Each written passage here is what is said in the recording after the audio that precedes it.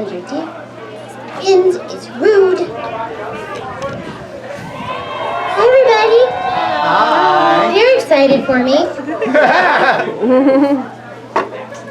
Can we wake up a little bit? Maybe. We're trying. Look at these guys' smiles. I'll take the smiles. Alright, so, my name is Thimbleberry. And I always like to start my show with a little bit of educational content because that means I can say I have an educational show. Would you like to be educated? Yeah. Okay. Did you know that a thimbleberry is an actual berry? It is. It is an actual berry. It's part of the raspberry family. But not raspberries like, because those are root. And I am mostly not root. Sometimes. Now that we've gotten that out of the way, what I have for you today is an interactive story. And what that means is that I need your help. But don't worry, I do try to make it as easy as possible with my signs. Like this. Yay! Alright, I kind of sprung that on you, so we're going to practice a few times. I want to make sure that you're perfectly comfortable with your new task. But first, let me tell you how this works. The louder you all are, the more people we might draw in. The more people we draw in, the less hard you personally have to work. Yeah? Makes sense. Right? Yeah, it makes sense. So what if I were to hold up one like this? Yay! That was good. We're awake now. That one was really good. So now I am going to throw a curveball at you and go like this.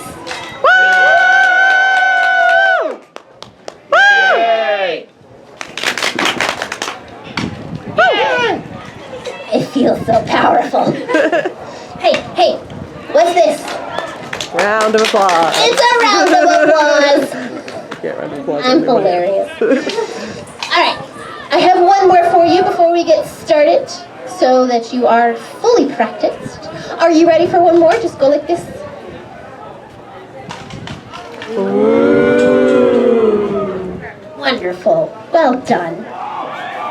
All right. Now the story that I have for you right now is called The Water of Life. Are you ready to hear this story? Yeah! Are you sure? Yay! You really don't sound like it. Woo! There we go. Okay. All right, fine, since you insist. Once upon a time, 3 brothers and a sister lived together in a small cottage. They loved one another very dearly.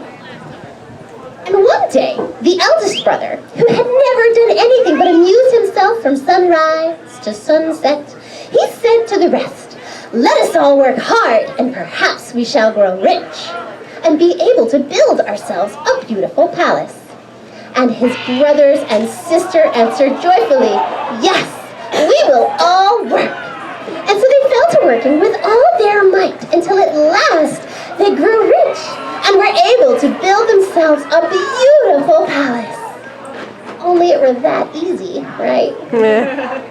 Now, many people came from miles around to see the palace and to say how splendid it was. And no one thought of finding any faults until one day, an older woman who was walking through the rooms with a crowd of people, she said to the siblings, "Yes, it is all very beautiful, but there is still something that it needs." "And what might that be?" the siblings asked. "A church." And so the brothers fell to working once again until they had earned some more money. And they were able to build a church next to the palace that was as large and beautiful as the palace itself.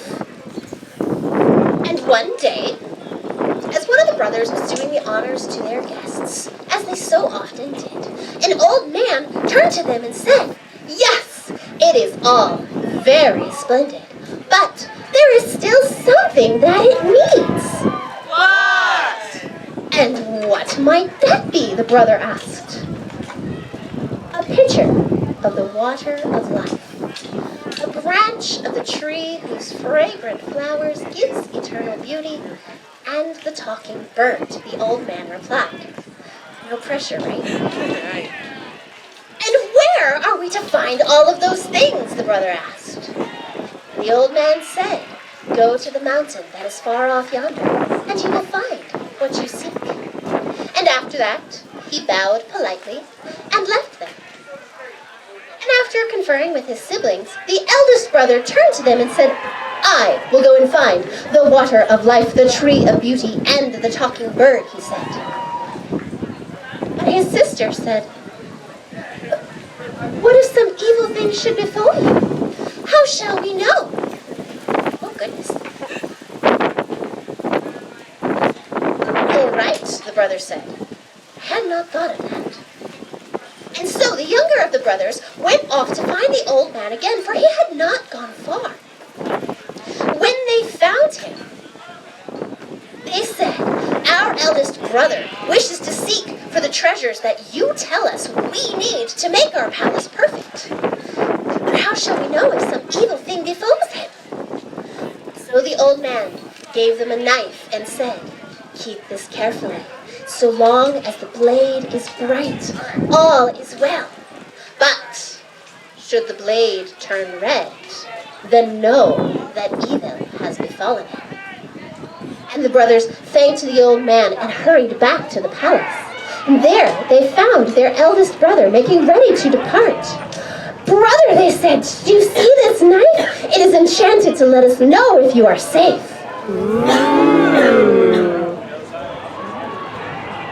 And after that, the siblings embraced, and the eldest brother went off on his journey. And there he walked, and he walked, and he walked, until he had gone a great way. And there he met a giant. Sir, he said, can you tell me how much farther I have still to go to reach that mountain yonder? The giant thought a moment and said, why do you wish to go there? I am seeking for the water of life, the tree of beauty, and the talking bird, the brother stated plainly. Ah, replied the giant, many have passed by seeking those treasures, but none have ever come back. And you will never come back either unless you mark my words. Follow this path, and when you reach the mountain, you will find it covered with stones. Do not stop to look at them, but keep on your way. Around you, you will hear shouts and jeers. It will be the stones that mock. Pay them no mind, and above all, do not turn around. And once you have reached the top, you may take all that you wish for. And so the brother thanked the giant for his counsel, and away he went. He walked, and he walked, and walked, and when he reached the mountain, he began to climb.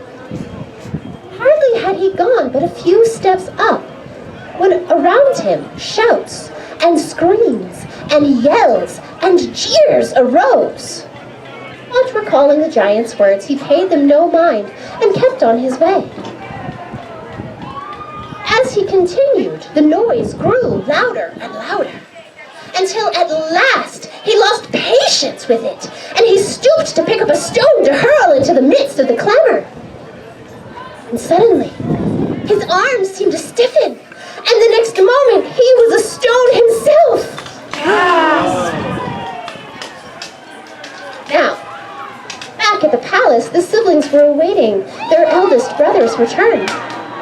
And finally, one went and pulled the knife from the drawer where they had placed it for safekeeping. And there they saw that the blade had turned red. Oh no! The second eldest turned to his younger siblings and said, I will go and find our brother, and the water of life, and the tree of beauty, and the talking bird. And away he went. And he walked, and walked, and walked, until he also met the giant. He asked him, Sir, can you tell me, have you seen a young man pass this way, seeking that distant mountain? And the giant answered, Yes, I have seen him pass by, but he has never come back, and by this I know the spell has fallen upon him. And what must I do to free him and to find the water of life, the tree of beauty, and the talking bird? The brother asked. The giant said, you must follow this path, and when you reach the mountain, you will find it thickly covered with stones. Do not stop to look at them. Carry on your way, paying no mind to anything you may hear. Noise will arise around you, but ignore it, keeping your face towards the mountain top. And once you reach the top, you may take all that you wish for. The brother thanked the giant for his counsel, and away he went. Hardly had he gone more than a step up upon the mountain, when shouts and jeers arose around him. Louder and louder they grew every step he took. But, remembering the giant's words, he ignored it well enough, keeping on his way. Each step, the screams and yells grew. Each step, it became harder to ignore it, until at last he had passed the place where his eldest brother had gained, when through the screams he thought he heard his brother's voice. He turned, and another stone was added to the number. Oh no! Now the two youngest siblings waiting at home thought that it had been long since their brothers had left. And they went and they checked the knife again, and behold, the blade had turned red once again. And so the youngest brother turned to his sister and said, I will go and find our brothers. And away he went. He walked and walked and walked until he also met the giant. Sir, he said, can you tell me, have two young men passed this way seeking that distant mountain? And the giant answered, yes, I have seen them pass by, but they have never come back. By this I know the spell has worked upon them. And what must I do to free them and to find the water of life, the tree of beauty, and the talking bird? The brother asked. And the giant said, you must follow this path. Once you reach the mountain, you will find it so thickly covered with stones you will hardly find a place to tread. Keep your face steadily towards the mountain top, no matter what you hear. Turn neither to the right nor to the left, and once you have reached the top, you may take all that you wish for. The brother thanked the giant for his counsel, and away he went. Hardly had he set a foot upon the mountain, when screams and yells and shouts and jeers arose on every side, so loud it nearly deafened him. But remembering the giant's words, he kept his face towards the mountain top, turning neither to the right nor to the left, taking steps carefully so as to not turn his ankle upon the stones. On and on he climbed until he had passed the place where his eldest brother had gained. And then he passed the place his second brother had gained. A little farther he made it still, when through the yells he heard his brother's voices, and he stopped and looked back. And another stone was added to the number. Oh no! Now the sister, left at home, was anxiously awaiting her brother's return, and she paced up and down the palace halls, hardly letting the knife from her hand, dreading what she knew she would see. And then what she did see. The blade grew red before her eyes, and so she said, now it is my turn. And away she went, and she walked, and she walked, and she walked, until she also came to the giant. Sir, she said, please tell me, have you seen 3 young men pass this way seeking that distant mountain? And the giant answered, yes, I have seen them pass by, but they have never come back. And by this I know the spell has fallen upon them.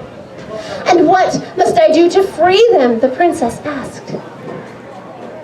You must go to this mountain, which you will find so thickly covered with stones, you will not find a place for your feet to tread.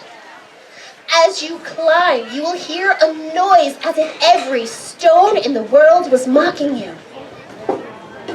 Pay it no mind, keeping your face steadily towards the mountain top. And once you have gained the top, you have gained everything. So she thanked the giant for his counsel, and away she went. She had not even set a single foot upon the mountain when shouts and screams and yells and jeers arose on every side, so loud she could not even hear herself think. But remembering the giant's words, she kept her face up towards the mountain top and began to climb. Every step brought her nearer to her goal. Every step she felt as though she trod upon a living thing. Yikes! As she climbed, the noise grew louder. It was so hard to ignore, but she did not know what had happened to her brothers, and so she kept her face towards the mountain top. Every step brought her closer. Every step she climbed. And then she passed the point her oldest brother had reached. She passed the point her second brother had reached. She passed the point her third brother had reached. And the noise grew so loud it was a pain to her. High above it all rang the voices of her three brothers. But she continued to climb, looking up towards the top until at last, her feet stood upon the top. Yay! And then she looked around.